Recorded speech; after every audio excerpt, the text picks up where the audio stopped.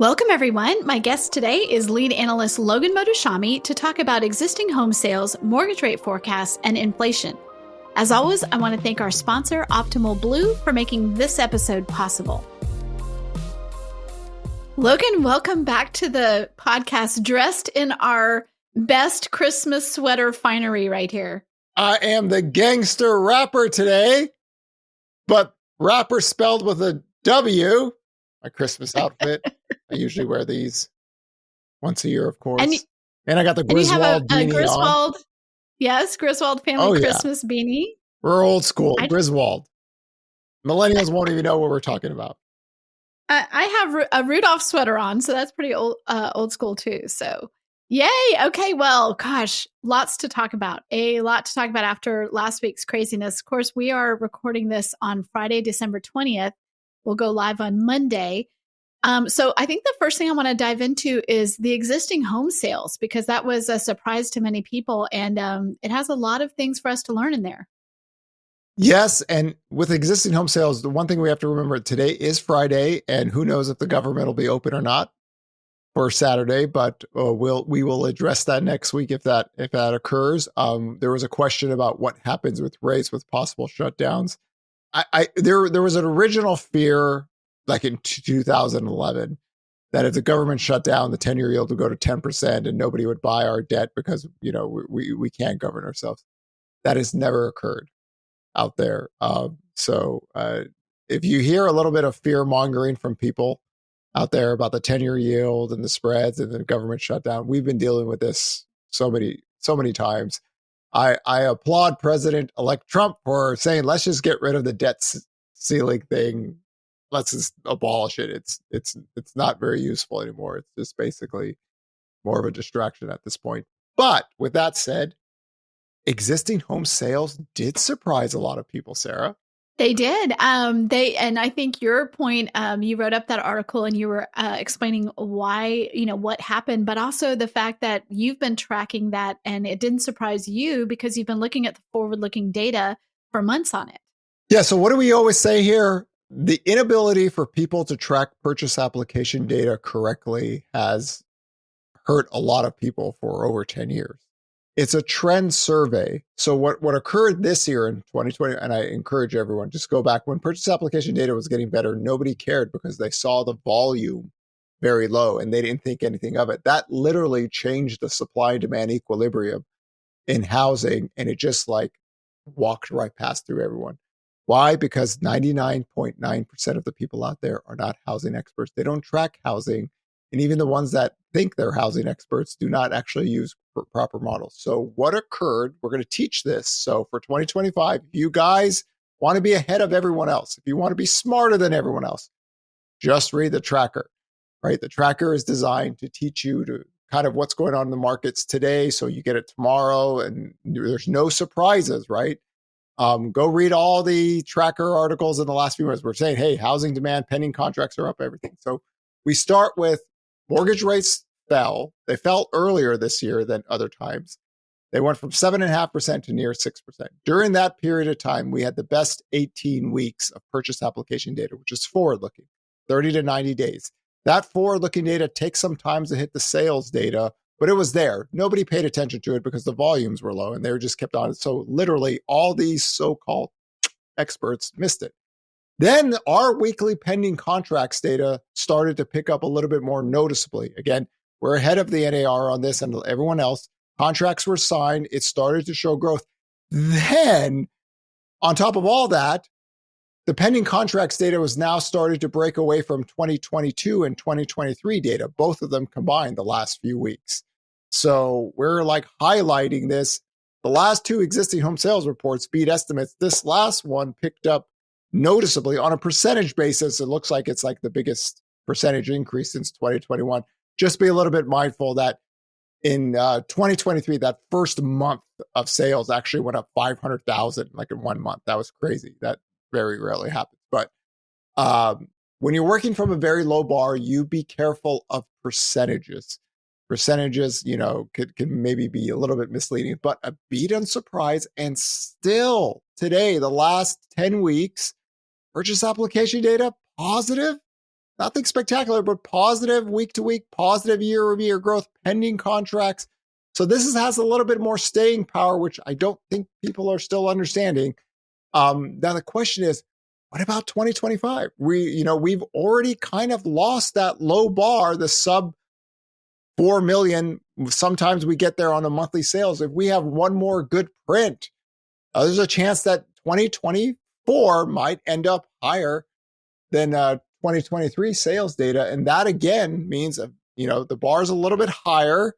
But if rates could just get down to 6%, you got yourself growth. We've shown it now for 2 years that it's there. And when the seasonal demand curve comes here, all 3 years, this year, last year, the year before, we get it in November and December. The past 2 years, rates were falling. This year, rates were rising, and we still have a positive year-over-year purchase application data print. So, hate to say it, but I'm going to say it again. Firmer bottom. And with a firmer bottom and 6 million more people working, household formations, dual household incomes, people having sex, having kids, you just get a little bit of growth. And that's what we've seen. And it shouldn't have been a surprise to anyone. I just realized that we're basically at the 2-year anniversary of the tracker. I mean, just a few days off. Yes. That's exciting. Yes.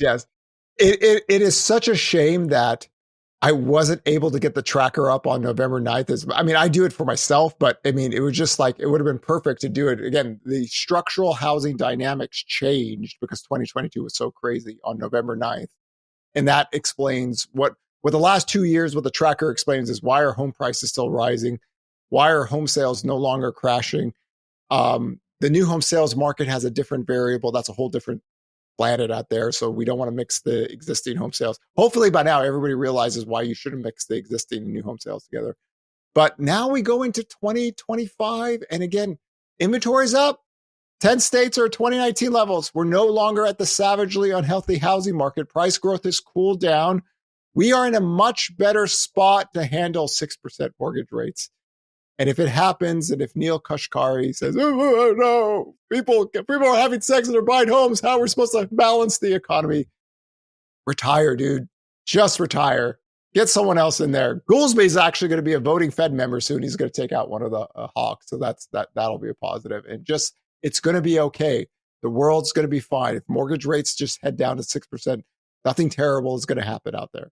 Okay, so let's talk about the Fed, mortgage rates, the 10-year yield. And first, I want to say that Mike Simonson, of course, Alto's president, you're one of your favorite people. You love all his data. You love Mike. And he wrote an article for us on why all the 2025 mortgage rate forecasts are now wrong after the Fed meeting, because almost nobody except HousingWire, it's in your range of forecast. Almost nobody had it over anything near 7%. So can you speak to that first? I'm gonna say this. I always wait until the very last week of the year because what happens? Right. Something can happen in the last few weeks of a year, and you don't want your entire forecast to go out the door, right? But I roughly had an idea of where I was going with it. I'm just going to say this.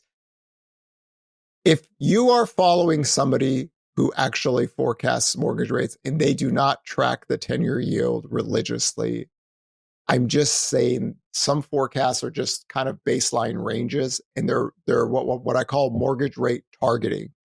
And I do not fundamentally believe the state of evolution of the brain that you can make a forecast without a model. Like a forecast, a 2-year-old can forecast, but can a 2-year-old do a model with a forecast? No. So you don't listen to anybody. Don't do both of them, right? So we believe in ranges because what happens is 2024 forecast range 7.25%, 5.75%. The edges were 0.25% higher on the upside and on the downside. But what happened is economic data got weaker, things got softer, yields fell, housing dynamics shifted. We're there. We don't believe in just giving you a forecast and letting go. I am literally 24/7 out here with the 10-year yield and economic data and everything, because if the systemal dynamics things shift within a few months, you need to be able to tell people, and that's what happened. This is how existing home sales grew, everything. So I think mortgage rate forecasting has been standard for decades. I just believe in the evolution of the brain, right? The evolution of models and everything. And my God, I just want to teach everyone. If I can teach everyone to do this, then all those doomers, they go to a place beneath the devil's den. It's in a dark abyss. And it's quiet. And they can scream all they want, but it just doesn't matter.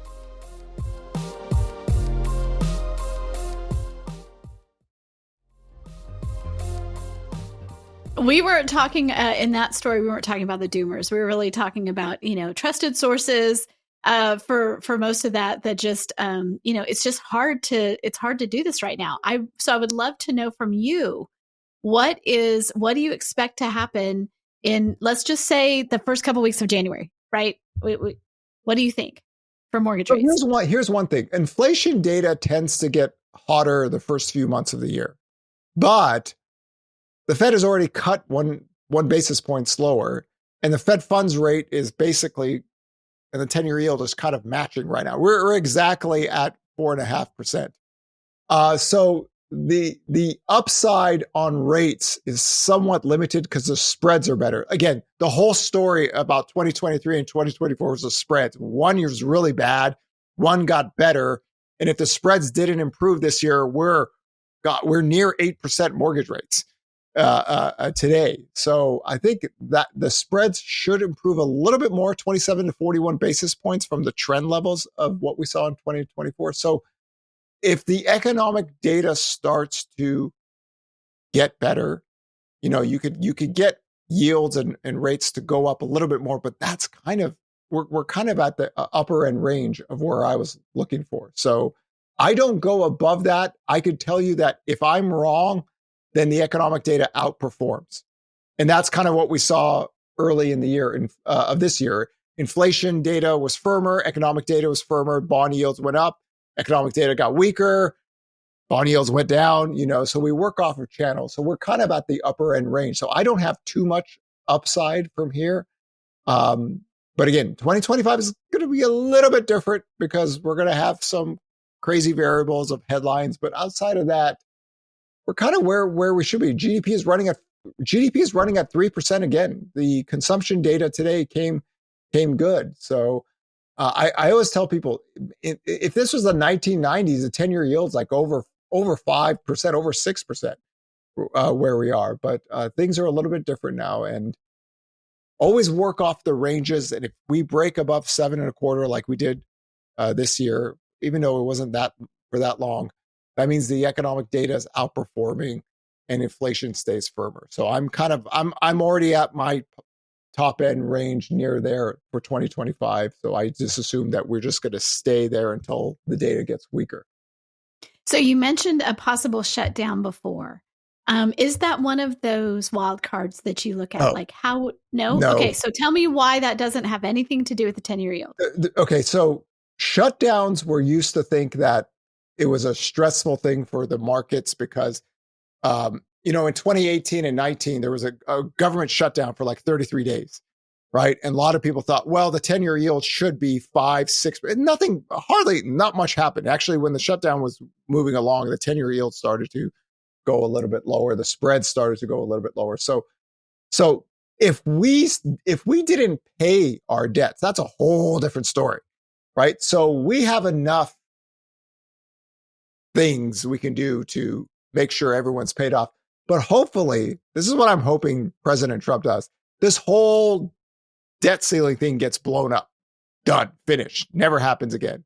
Because it's getting ridiculous with the whole government shutdowns here or there all the time, right? It's more of a distraction. So I do agree with Trump's take on let's just abolish these things because it's no longer effective model use. And then so I don't see that as a wild card because I don't think they blow everything up and then Trump gets the president. No.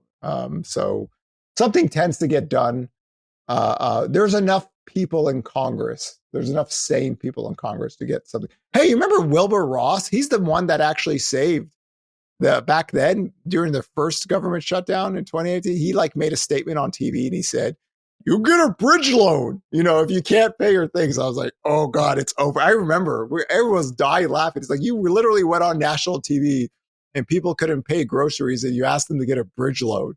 Can you be much disconnected out there? So after that, they just gave it up. So I think Trump kind of learned a little bit from that it's just advantage, disadvantage. It doesn't really gain you anything. So that's not so much of a wild card. Unless I'm totally wrong and they stop paying interest on the debt or stuff, then that becomes a whole different story. But from what I've seen, nobody has any courage to go to that route, because that would be a game changer.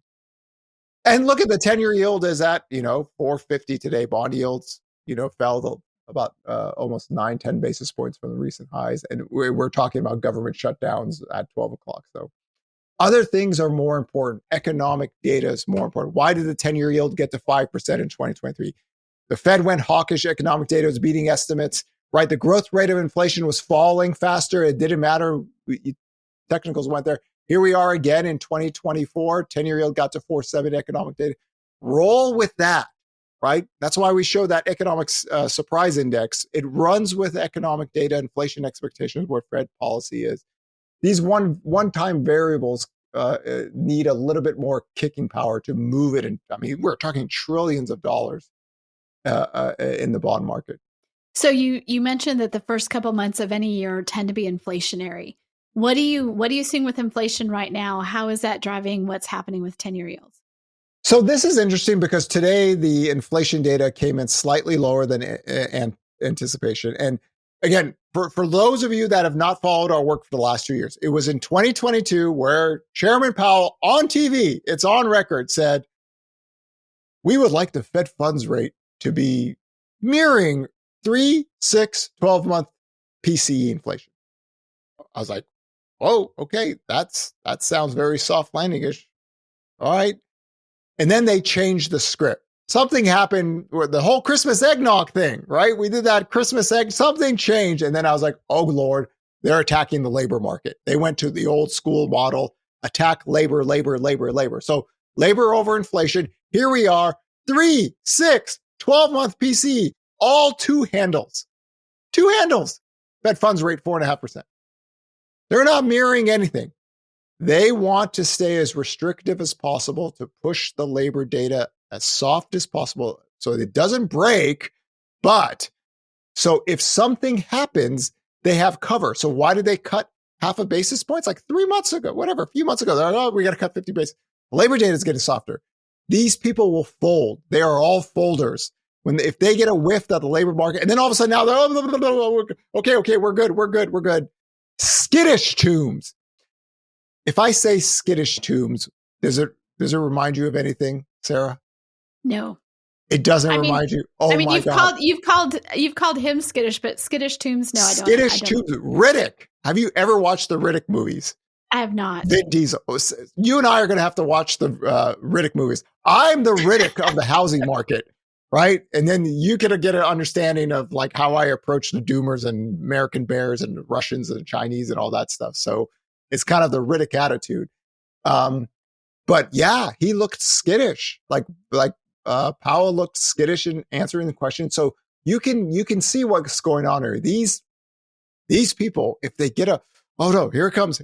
Revisions. Okay, cut. Okay, back up. Okay, 4.3% unemployment rate. As long as it stays there or below, we're okay. But if it goes above that, we're going to change our minds. So little skittishness. It's very late in the game for them to even, I don't know why they do this now at this point, but the growth rate of inflation falls. It did. We have 2% handles on all the things they talked about. And back then, I got an idea that this is not about the inflation, the labor data. Labor runs the show. So we've got now 1 year of evidence that they really, really keep an eye on this. And what's the data line that has gotten better recently? Jobless claims, right? Jobless claims runs the show because they're running off old models with jobless claims post-World War II. When jobless claims starts to head toward 323,000, then they go, okay. They can pull triggers like this. Oh, rates are going to go down. Housing's going to be back there, but they're not quite there yet. Okay, so all of that seems like business is as normal for what we've been through over the last, say, especially the last 6 months. They're approaching it the same way. I know you felt like something changed last Wednesday, during the Fed presser. Any of that going to have long-lasting implications? No, to me, it's just they left a very low bar for 2025. Literally, we could have 4.3% unemployment rate. We could literally have like a 4.4% unemployment rate in the next jobs report. And then what? Are they just going to flip back? And all of a sudden they're going to go, wait, take it. No. So, they flinched and they're trying to backtrack it, but we know they flinched. So we know the data lines to track. It's jobless claims. Why did they flinch back? Jobless claims data went back down again. So labor data is getting soft. The payroll growth on the private side is below what they would normally be. They don't care. The housing starts and permits are at recession levels. We've seen this in every cycle post World War II. This is the next stage. They obviously don't care. So why is this? Because the labor market hasn't deteriorated enough for them, because they see the consumption data. Consumption was fine again, and they could just go with that. And they feel that's the best way to handle their dual mandate. But again, housing is a little bit firmer, and you don't need, a lot of people thought you need 3, 4, 5% mortgage rates to grow sales. You don't need that, but you need getting towards 6. It doesn't take much as the spreads have gotten better. You don't need to get down the 10-year yield below 3%. You just need to get down to that corridor line. And even at that, there you could grow sales for the entire year. And then we could have housing permits grow again. We could start building homes again. We could be a functioning, strong economy and not have these COVID-19 housing policies where everybody is just sitting home, no building going on, permits going. We're just finishing old projects. I know. You're like, we're done with that. Let's move on. 2025.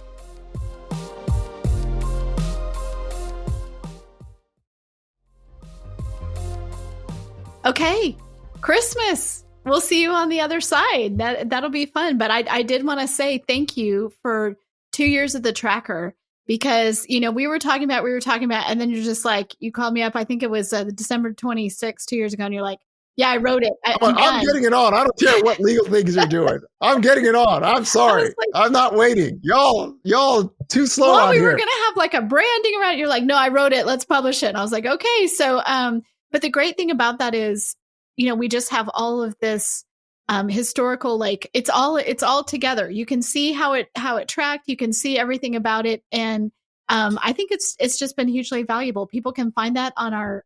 We will challenge any human being, any institution, anybody on planet Earth.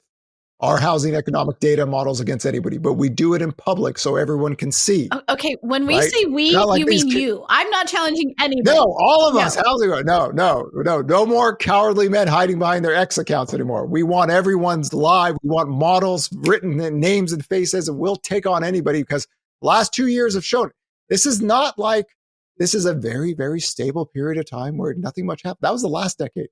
COVID-19 recovery model, April 7th, retired December 9th, to November 29th. We track things live, and we believe you have to indulge yourself into the 24/7 live equilibrium of world economics. That means you follow a lot of charts. I don't know how many people are versed or want to put that much time, but we have it there. And what we've shown is that, hey, listen, 2022, everybody said, oh, the second half, here it comes.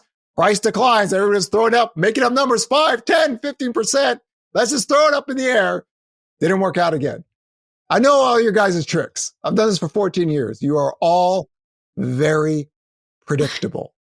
That's what the insane people do. They're committed. They're committed. Okay. So you are very committed until you're predictability. And underlying all of the tracker, of course, is the Altos research data, which we're super excited about. That is why Mike and I, as a team together, who's going to take us on? Nobody. I challenge everybody. But speaking of which, this means that conference in Dallas, Housing Economic Summit.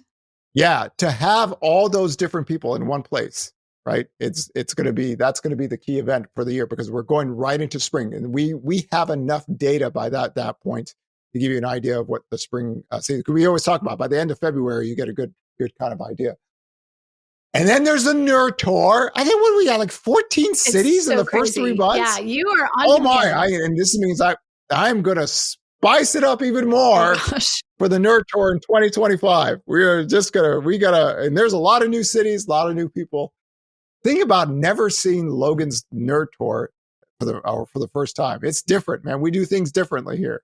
We make it entertaining, but we make it very accessible knowledge. So by the time the presentation's over, everyone is going to know more about the housing market than 99.9% of the people on planet Earth.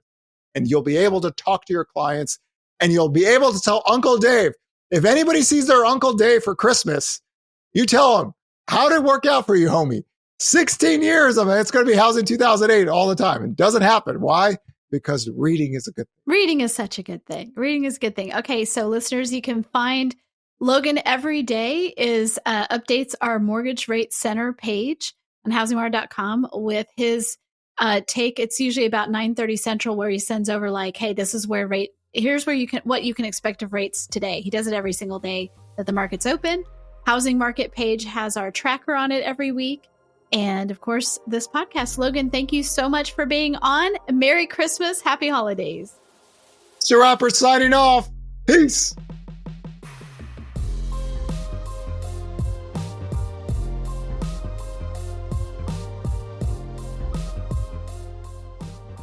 Thanks for listening to HousingWire Daily. If you haven't already, we'd love for you to take a minute to rate the show and leave a comment. And make sure to tune in tomorrow for more news and insight.